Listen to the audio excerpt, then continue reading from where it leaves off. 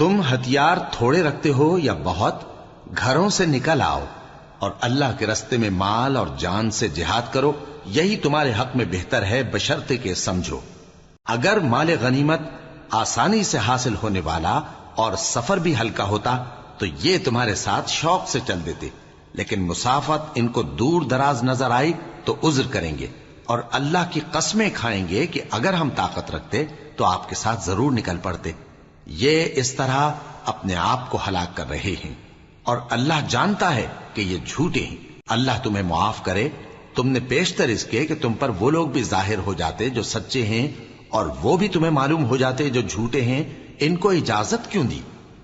जो लोग अल्लाह पर और रोज आखिर पर ईमान रखते हैं वो तो तुमसे इजाजत नहीं मांगते कि पीछे रह जाएं, बल्कि चाहते हैं कि अपने माल और जान से जिहाद करें और अल्लाह परहेजगारों से वाकिफ है।